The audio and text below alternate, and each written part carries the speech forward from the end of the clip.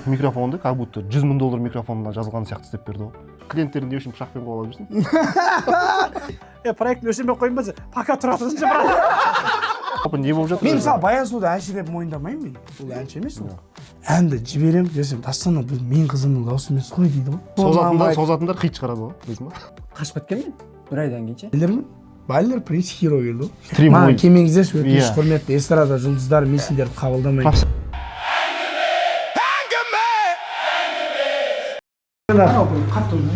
Өзі. Да, түр. Апаларым тұр ғой, апаларым.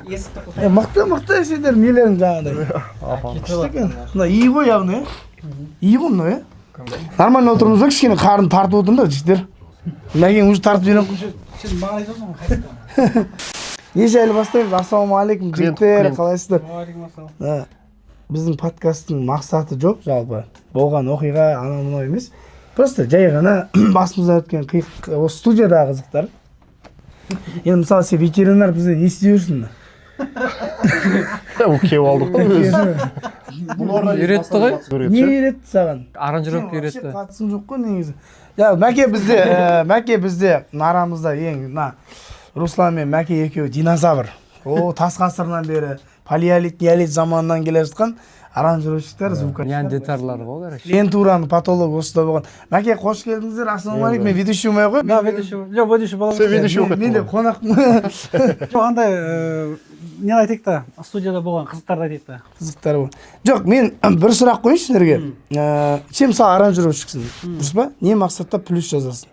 Сен де аранжировщиксің, не мақсатта плюс жазасыңдар? Е, ақша жетпей ме? Табыс көзі ғой. Сонда аранжировкада сендерге ақша түспей ме или қалай? Біз енді біз баяғыдан бір плюс жазып келе жатқаннан кейін оны тоқтатамайсың ғой уже. Бірлерде мысалға Жыл 12 ай плюс жазамыз ғой. Ал аранжировканы жыл 12 ай көп жазамыз. студиядағылар өзінше бір хит шығарса бәтті, ойбай шеше мен плюс жазбаймын деп көт болып қалады ғой. Мысалы оған не дейсіңдер? Енді ол мен ойымша былай не сияқты андай слишком өзін былай бір неге тықсайын сияқты рамкаға. Негізі мақсат табыс қой үшін. Андай ғой братан, мелочь нәрсе болса да. Мелочь нәрсе болса да. Үйреніп тұр ғой. Сен ветеринар емес, мен мағжан ретінде қалып Болды, сондай ма бүгін? ветеринар. Ол образдан шығып кетті мен бірақ. Ол тупой емес мен. Жоқ, сол просто киіне салдым. В общем, енді былай ғой, бір кейбір студияда жігіттердің мақсаты басында плюспен бастайды да мысалы. И артынан бір аранжировкасы хит болса, кетеді өзінше плюс жазбай. Менің ойымша бұл жерде нақты ешкім ұялады емес, біз сияқты сендер сияқты жұмыс істей алмайтын сияқты. Қалай білесіңдер? Жоқ, просто плюс үзіліссіз ғой. Жұмыс тоқтатпайды. Аранжировка ол постоянно сол сияқты келіп тұрса мейлі ғой. Сол аранжировканың бағасын шығарып аласың ба? Рәке, сен жауап. Одан көп шығарып аласың. Мен негізі бірақ аранжировкадан бастағам. Мен плюс жазуды кейін бір 5-6 жылдан кейін барып. Менде наоборот болды. Мен наоборот бірінші плюстан бастап, кейін аранжировка шығады деп отырсың. Дастиш плюспен бастап плюспен келеді. Плюспен бастадым да, плюспен, иә. Енді бұл табыс көзі ғой енді. Ең табыс көзім ғой енді бұл. Мен аранжировкаға секіргім келмейді. Бірақ бір жылдары студиясын арендаға өткізген өтеді маған. Қойшы, ондай болды ма не? Арендаға өткізіп бір битмейкер. Еще ол битмейкер ән айтады екен бар ғой. Екеуміз қырылып, короче, сол братан шақырып, соңында мен прав болдым ғой. Ежер атын айтпай ақ қойып. Осы біздің анау клиенттерін не үшін пышақпен қуалап жүрсің? Соны айтшы братан. Татауы жетіп пышақпен қуалатындай клиент па не? В общем, біз енді өнер адамымыз, көп қарапайым жігіттер, былай балдар сырттағы әңгіме не істейсің ғой, бізді бір өнер адамын немесе стримерларды бір чорт деп ойлайды негізі. Мынандай басып тастауға болады деген сияқты. Сол сияқты бір күні бір екі қыз келді, запись жазуға. Аттарын айтпай қояйын, 1-2 деп айтайын. Біріншісі, екінші жазды, Веламенің еркем деген. Соны жазды, біріншісінің примерно біліп тұрмын. Олар мен тиктоктан танып тұр. Біліп тұр, бірақ прикол ұстамайсыз ғой деп. Сонымен жарайды деп жазып бастадық. Аналардың дауысы ни в какой енді. Біреуін вообще бір айтамын, бірақ действительно қиын да, бірақ жасаймын деп отырмын. Жасай алатын болғаннан кейін, өзіме сенімді болғаннан кейін мен жазып отырмын да. Бірақ қазір клиенттер андай білесіңдер, біреудің дауысын мақтап қойсам, болды, әдемі айттың десең, болды, ертең ол сен кәдімгідей тырнақ астынан кіргізіп, мен анау үнді звезда санап кетеді ана жерде. Енді мен әдейі істеймін да, сен натура айтамайсың, айтамай жатсың деп айтамын, болды. Сөйтем, бір момент айтып жатқан кезде бүйтіп жай ғана видео түсіремін да, жарайды деп алып қоямын. Бір прикол тығам арасына. Сонымен жазды кетіп бара жатқанда айттым, қыздар сендер ойламаңдар, дауыстарың жоқ. Менен Мөлдір Әуелбекованың дауысын күтпеңдер дедім да, бірақ ұялмайтындай жасап беремін. И сөйттік та кетті, 2-3 күннен кейін сол записьті жасап отыр едім, уақытынан ерте жасап отырдым. Ерте жасап отырдым, сөйтіп стримға кіріп отырдым, бір моментте стримда біреумен ерегесіп кеттім, короче. Ерегесіп ол келем деп қалды. Қарасаңыз сәйкестікті. Бұл ерегес болып кетті, әңгіменің қысқасы келем деп. Мен Жұбанова 94, делать нихуя олар кештен біреумен пытырласу керек еді. А то шын пісіп жүрсің ол кезде дедім. И стримда отырған едім, біреу келеді бүйтіп келіп алдыма келеді, стримде отырмын, алдыма келеді, тақалады ғой стрим. Мен айттым, сен ба жаңа маған TikTokта жазғансыз, Баука деген сен ба, Бауыржан деген. Жоқ, мен ол емеспін. Стриміңді өшірсейді. Өшірдім, короче. И мына жаққа келіп тақалады да мына жерге, тұрдым да уже, тақалады мына жерге шаң. Пацан өзі бір 2005 па сондай, сондай. И сонымен енді қараймын, студияда ешкім жоқ. Руслан жүр, ары-бері кіріп. И бір моментте сен не болды десең, сен мен сестренкама ән айта алмайсың депсің, короче. Неме кетіп айтасың сен дейді да. Жүр шанағада шығып темекі шегіп сөйлесейік деп. Курилка қалып кеттім. 2 бала болып келіп тұр. Біреуі нормальный енді. Екеуі келіп тұр, заряженный. Курилкада темекі шегіп түсіндірдім. Маған айтады, сен мен сестренкамды ренжіттің конкретно. Не деп айттың? Айда өлең айта алмайсың деп айттың дейді. Мен айтамын, иә, айта алмайсың деп айттым. Жұмыс қой дейміз. Айта алмайды ол. Бірақ жасадым ғой дауысын. Риза ма? Риза. Болды. Қасындағы подружкасы риза болды. Сөйтіп аналар қайтпайды. Ұрайын деп тұр. Қойшы. Сөйтіп жаймен ақырын кірдім да студияға диванға отыршы дедім. Отырыңдаршы диванға деп. Диванға отырды. И бір моментте уже сөзге көнбейді. Айтып түсіндіріп, уже все ұрайын деп тұр аналар. Тұрдым да ыңғайлы жерде пышақ тұр ғой менде студияда. Өзіме керек пышақ қой негізінен. Сөйтіп ақырын тұрдым да берге шейін сен бана деген күйі ала екіншісі 1 секундқа жетпей қашады, екіншісі бүйтіп ұстай алмай қаламын да ол да қашады ғой, патырлады. Бірінші этаждан қуалаған соң пышақпен. Нәбиме да бар. Екеуі мен Демешектім дейді. Фырт деп екеуі өтті. Борын фон деп өткен бар. Адан жүзіге фон деп дәкең пышақпен. О деп өтіп кеттім деген. Сөйтеді қуалаймын ғой, ана екеуі жоқ қой, короче. Сол үй осы әңгіменің қысқасы солай болды. Жоқ, ана пышағын еще батон кесетін пышақ қой. Жоқ, ана гідір пышақ. Гүдір пышақ қой, батон кесетін пышақ. Өшін сондай. Өшін бұның әңгіменің мақсаты клиенттердің көбісіне бүйтіп сен айта аласың, сен мықты айтасың дегенде олар жақсылық қылып түсінбей деген. Олар сені бәлездейді. Түсінетіндер де болады арасында, бәрі бірдей емес енді. Ой, скидкасын істеп бердім ғой. Бәріне істеп жатыр. Аллаға шүкір скидка деген. Скидкамен істеп, осы бар ғой, скидкамен істеп берсең, вообще бүйтіп кететіндері бар. Скидка сұрайды, скидкамен деп өзің еще айтасың, ол одан да қатты түсіреді ғой, жақсылықты түсінбейді негізі кейбір кезде. Менен андай болған. Бір кісі келеді, короче. Қолымда сағат, мұш. Кәсім шалабар киіп. Сағат қандай, G-Shock? Мен білмеймін, қымбат сағат енді аның. Чотты түрі болған бар өзі. Кәсім шалабар дерзкий, үлкен кісі ғой, кіреді бір 50-60-ның арасы. Кіріп кіреді студияға. Туфлидан көргенсің ғой, тап-тыз мощный ғана туфлидан ше. Қолында Lexus'тың кілті, короче, 570, короче.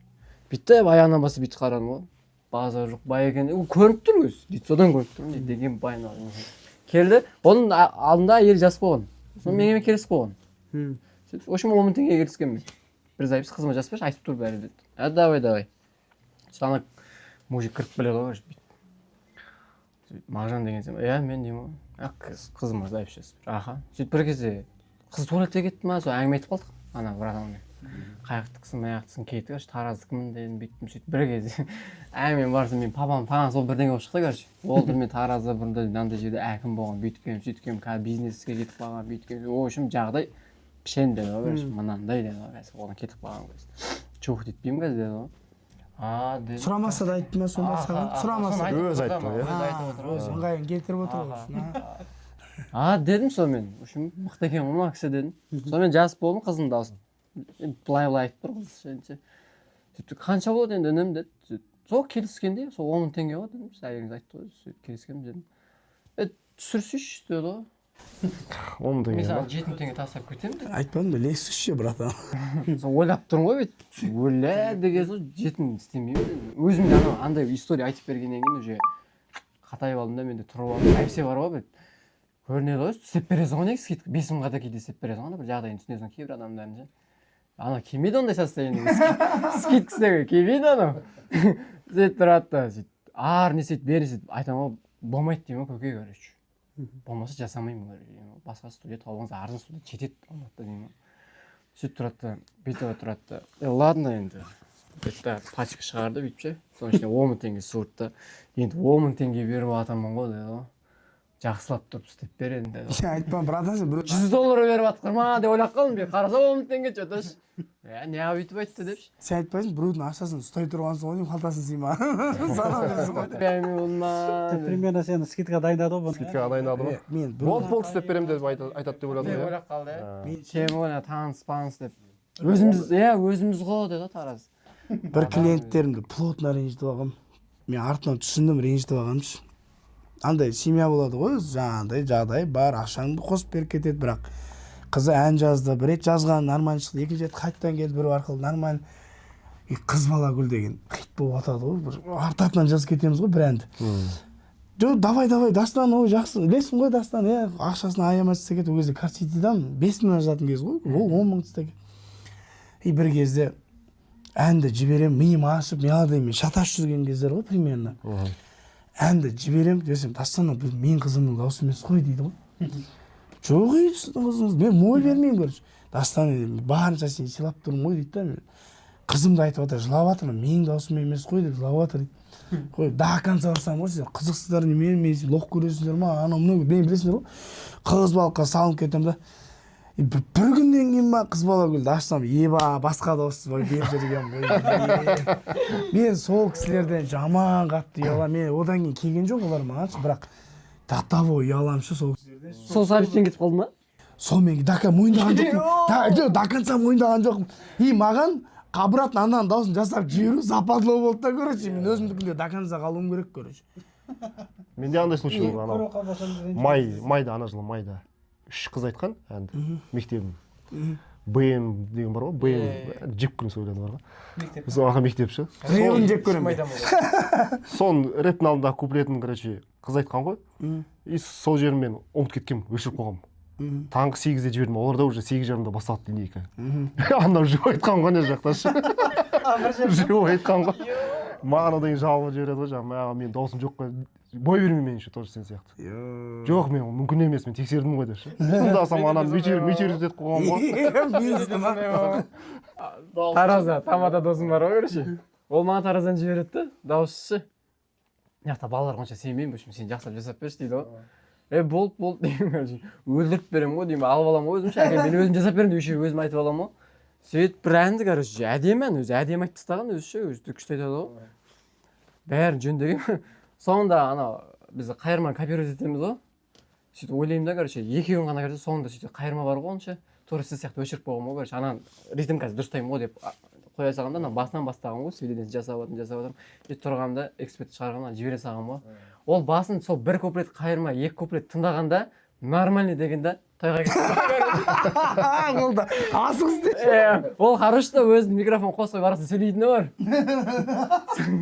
бәрі кезі кетіп жатыр провергіш болды дейді 2 куплет қайырма бітті провергіш болды дейді короче сөйтіп тұрамын да ананы қосып хорошо қосып қойған дейді бәрі кезде қарасам сәл не то звуктар кетіп жатыр мен алып қарасам ешкім айтпайды дейді сөйтсем жоқ қой ана жерде дейді не істедің дейді еще высший тоналистпен айтқан ғой енді запись қой дей салған ғой әдемі ана камераны көрген кезде саған мазга деп айтқым келіп тұр бар бүйтіп бәрі үйреніп қалған менде мынандай қызық болды менде андай қызық болды бір бала короче өлең жазу келеді и өзі тоже добрый бала енді сол постоянно келіп жүреді бір күні келіп өлең осына қызыма ән арнаймын деді давай жүрген қызына ма иә жүрген қызына ән арнаймын деді давай деді сөйтіп өлең айтады сөйтіп ана өлең бар ғой жүрегімде бір сыры бар ей жүрегімде бір сыры бар айтады братан мен бір жердің сөзін өзгертемін деді қызым атынан дейді өйткені қызыма сөз салайын деп жатырмын дейді да жарайды өзгерте бер смело жүрегімде бір мұң бар бір қыздың атын айтты есімде жоқ енді мысалы әйгерім тағы таппай сені ойлаймын деп жазып кетті уже жазып бердім жібердім братан күшті болды рахмет деп кетті короче и бір кезде бір күні короче бір арада бір сөйтіп жүріп жарты жыл өтіп кетті жарты жыл өткеннен переписка бәрі тұрады ғой сөйтіп бір ассалаумағалейкум братан деп жазды анау қарап қойсам ана кім анау деп бәленше деп уағалейкум ассалам қалайсың жақсы братан өлең жазайын дедім боссыз ба иә осындай кел деді бір кезде келді братан сізде алдындағы өлең проект сақталды ма дейді не болып қалды дейді в общем ана жерін Айгерімді алып тастап Динара деп айту керек. Айгерім дегенді алып тастап Динара деп айту керек. Не болды десе анамен айырылысып кеттім дейді. Сол анау ұят болмай ма? Жоқ ол білмейді де, ол ешкім бір-бірін салмайды. Енді братан мынандай ақша шығардым, зачем? Бір арзан бір 3000 теңге, бірақ сөзін жазып бере салайыншы. Динара деп өзгертті. Динара деп өзгерттім. Ана жерде жарты сағат күлдім. Ана айтма, проектін өшірмей қойын ба? Пока тұра тұрыншы, брат. Тағы өзгеретін Пока тұра тұрыншы, братан деп қой. Мынау точно белгісіз, бірақ жақсы келатыр деп қояды. Біреуін таңдаймын дедім ма? келесі жылы Лаура ма сондай өзгерейін деп тұр ғой, Лаураға ма. Өлдім ананы. Андай буыны кимейтін бір қыз іздесек қалса да. Ай деген да, мысалы ше, ая деген сияқты. Мысалы да, мына подкастты білмеймін енді, көреді қыз, осының студиясы барлар көре ма, жоқтар көре ма, әншілер көре ма. Менде бір сұрақ бар да, неге аранжировщиктер, мысалы, мен сені білемін ғой, уақытында жасайсың. Білмеймін, біздің жігіттер ошақтағы уақытында жасайды. Бля, біреулер неғып көтіне жүгіртеді. Ол өзі қарашы, мысалы, мен ойлаймын, бұл жерде әншілердің де қателігі бар, и аранжировщиктердің де қателігі бар деп. Бірақ енді көбісінде бір сұрақ, неге аранжировщиктер сонша созады? бірақ именно сондай қашып телефон созатындар хит шығарады ғой, білесің ба? Иә. Шын айтсам, солар хит шығарады. Солар хит шығарады. жоқ. Сосын қашқан дұрыс бір десе. заңдылық па бір өле бар сондай. Именно солар хит шығарады. Мықтылар ма еще? Ол былай ғой, негізі көбінесе енді оны айта беру сияқты енді. Ол андай деп ойлаймын өзім. Созғаннан кейін ол жұмыс өте күрделі болып жатыр деген сияқты бір Сен олардың көтін жауып жатсың ғой әлі. Мен конкретно көргенімше, андай ой қойшы, кейін жасайсың, желание болмай тұр. Скидка сұрады ғой бұл менен. Пиде скидкасын істеп, ол жерде түсінгім келеді да, сонда ана скидка істеген үшін міндет па, ананы аранжировщик. Жоқ, одан кейін адамдардың бір мынандай несі бар да. Бір жерде хит шығады ғой. Бәрі арақ ұқсап сол жерге үймелейді. Ол жерден уже гарантия да хит шықпайды да. Ол ақша жасайды. Иә, ол просто атты да біреудікі. Ол редкий случай ол. Мысалы, Серғазы болды бізде. Серғазы мысалы поочередно атты ше. Жауғашарға жатты, Жауғашардың әні атты, Ұланға сартқа атты. Неше атты да. бірақ ол оның бір мықты несі сол кезде әртүрлі стилистикада ән келгеннен сияқты мен ойымша. Ол да мүмкін, иә. Өйткені әр хиттар бәрі той стилді, бірақ әртүрлі стильді. И содан кейін ол мықты, енді аранжировщиктің мықтылығы деп ойлаймын. Тандем ғой мына жақта, мықты тандем болған шығар деп ойлаймын. Бірақ почему-то сол жаққа бара береді да. Бағана сен не деп айттың бағана? Бірінші сұрақта не деп айттың? Бірнәрсе бағана бір жауап дайындап отырамын. Сен созат дегенді айтып отырсың ба сен? Иә.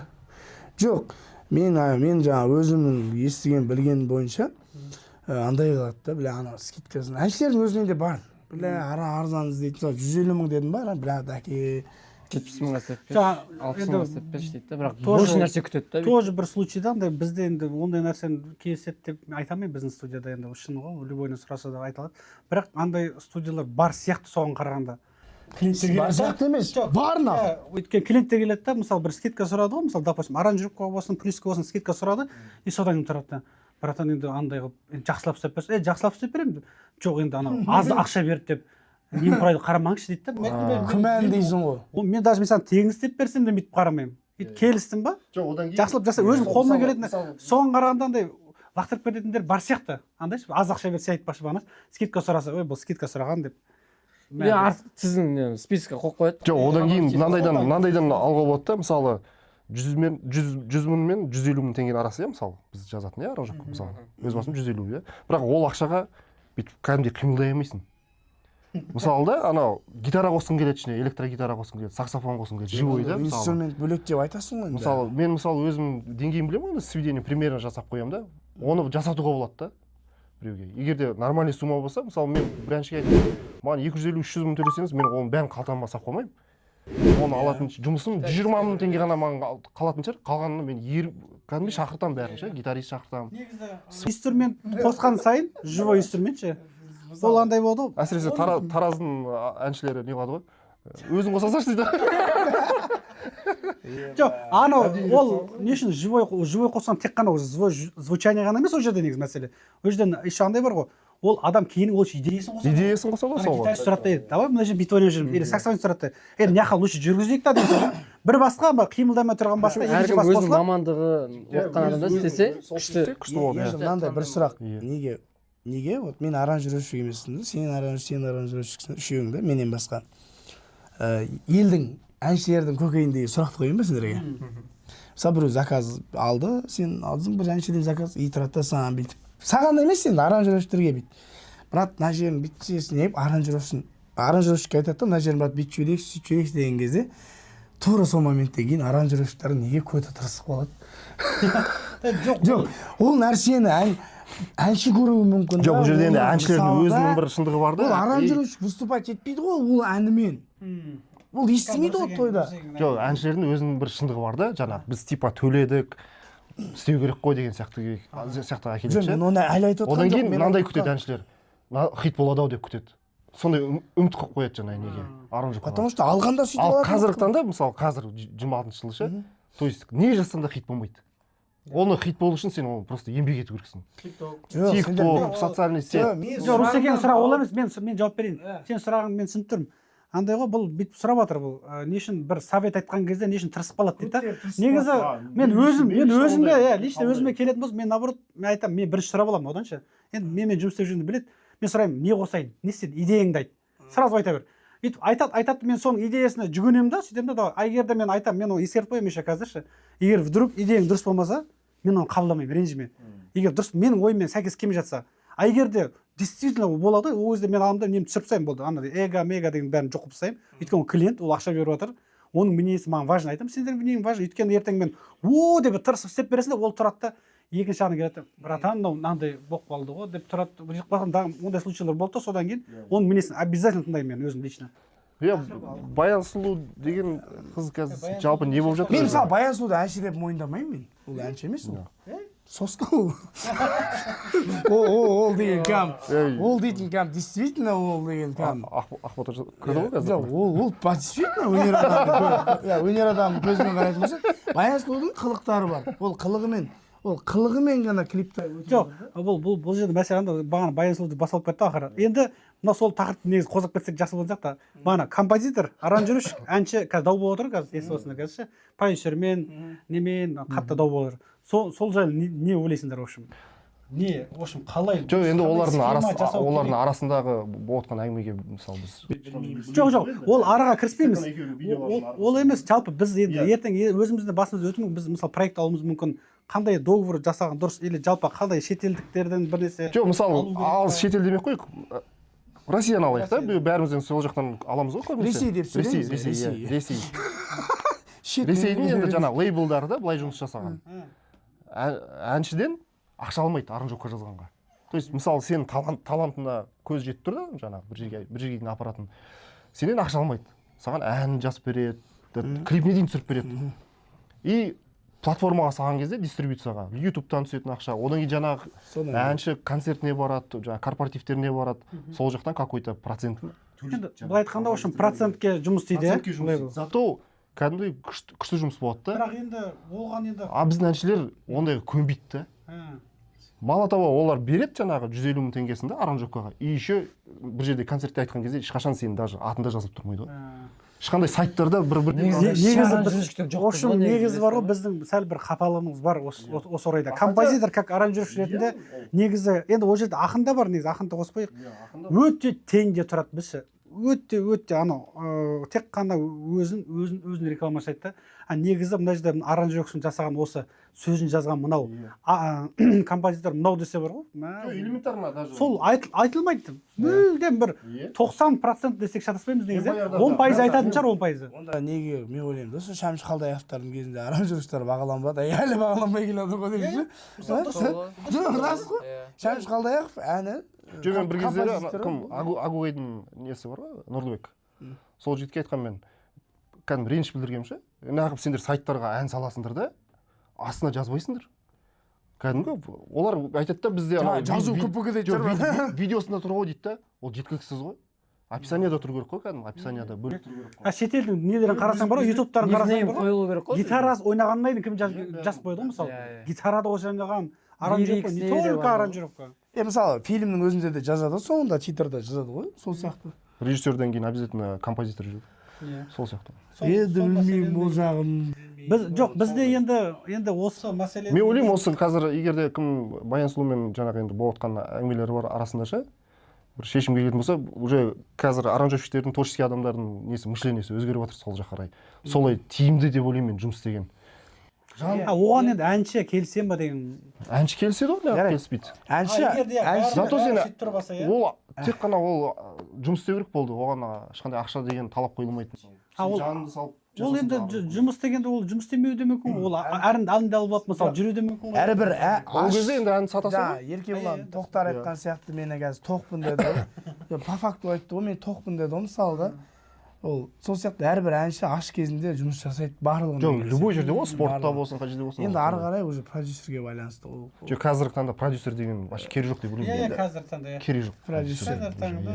Енді сұрақ, мысалы, уже есімнен шығып кетті. Айтайын отырмын. Ба не ғой?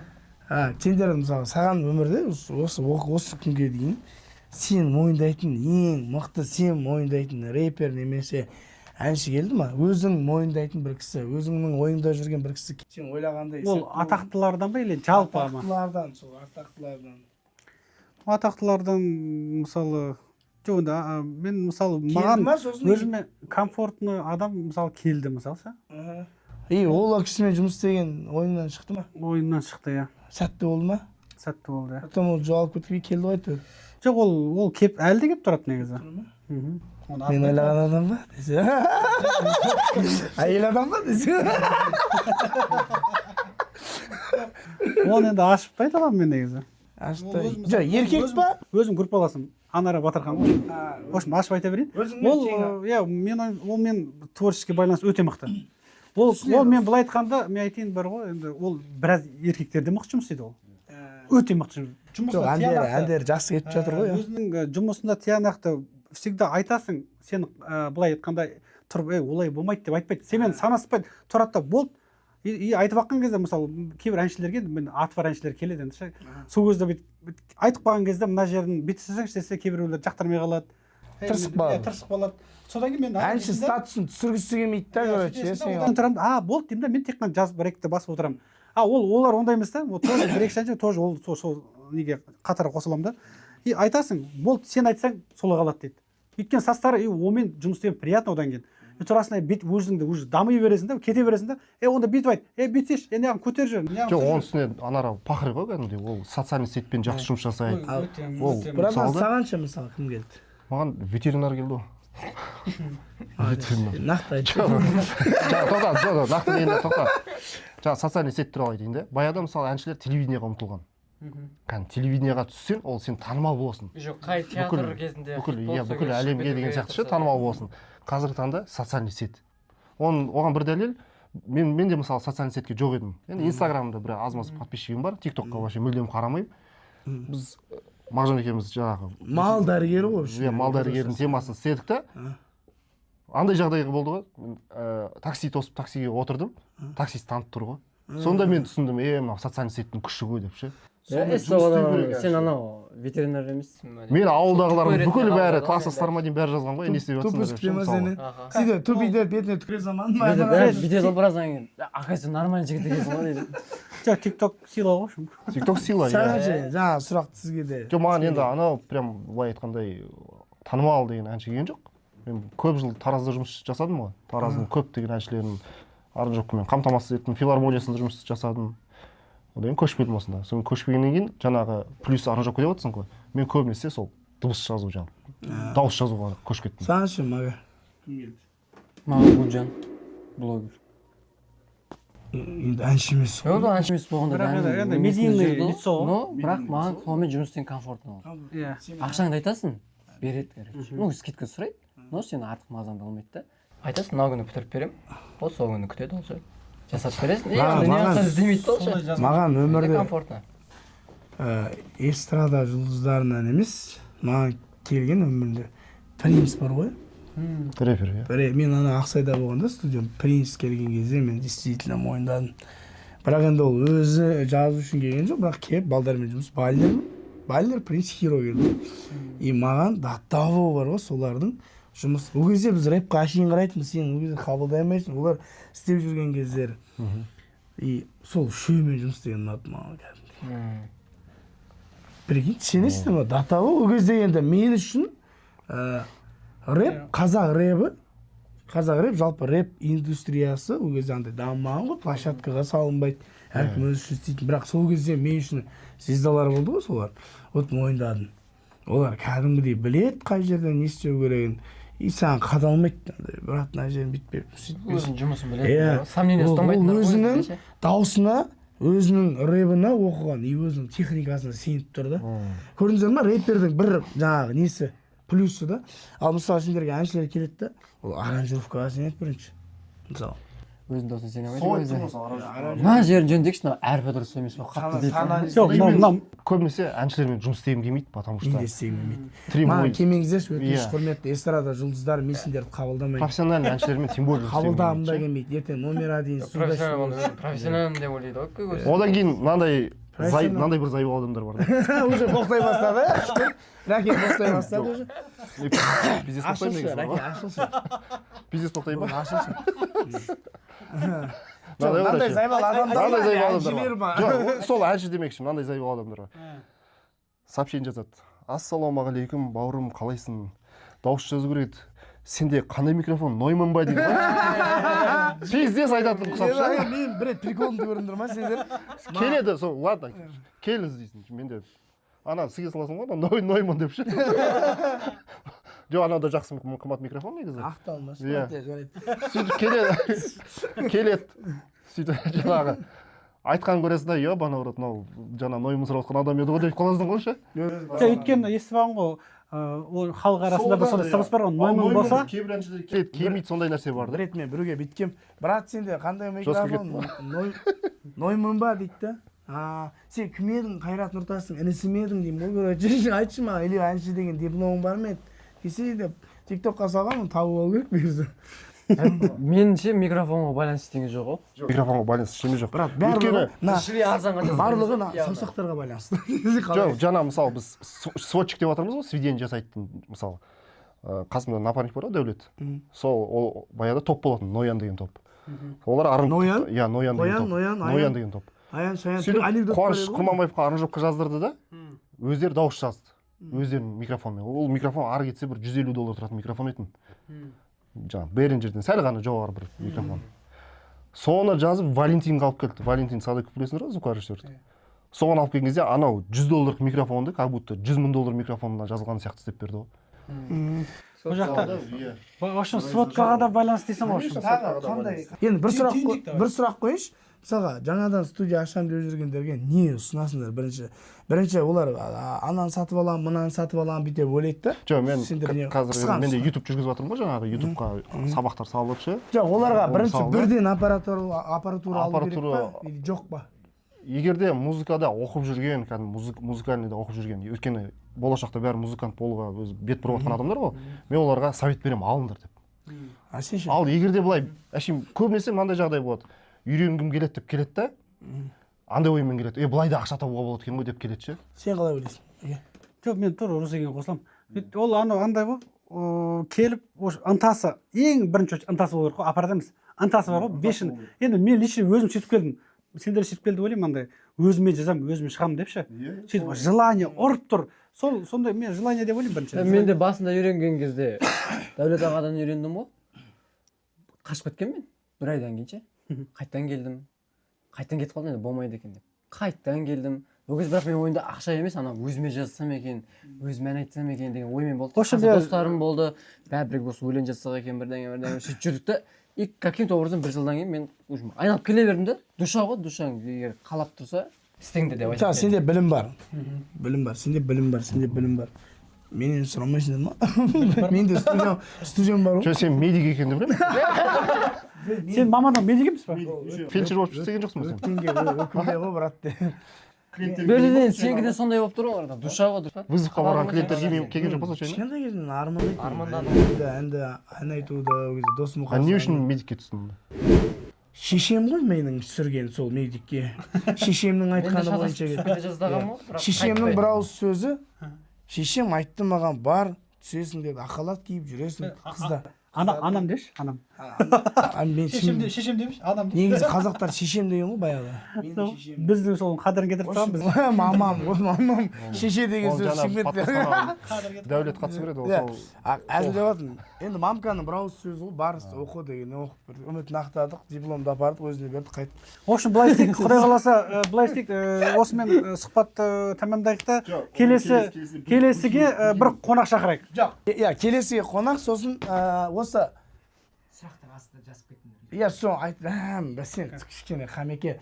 Құрметті достар, көргендер бар, көрмегендер бар, менсінгендер бар, менсінбейтіндер бар. Именно сол менсінбейтіндер фейк аккаунтпен сұрақ қойыңыздар. И менсінетіндер студия ашам дейтіндер. Жалпы Және де бір нәрсе айтатын бар ғой. билеп тұрмын. Бір айтатын, келесі подкастта может кеп бір жұлдызды аранжировщик кеп қалуы мүмкін. Ол бірақ аты құпия болсын. аранжировщик па или жұлдыз ба? Аранжировщик. Қазіргі Менің ойымша әнші шақыру керек жоқ, сияқты. TikTokта хит болып жатқан сол өзінің бір практикасымен бір бөлісіп жіберсе. Қатер көп конкретно мойындаймыз. 20 жылда жиналған қызықтың бәрін айтамыз ғой короче. Ең бастысы, иә, комментарияға сұрақтарыңызды қойсаңыздар, біз сол сұрақты оқитын боламыз. Келесіде ведущий өзім боламын, дұрыстап қолым алам. Болды? Жақсы, рахмет. Жақсы. Қол аламыз. Қол тегін. Қол тегін, алло, ассалаумағалейкум.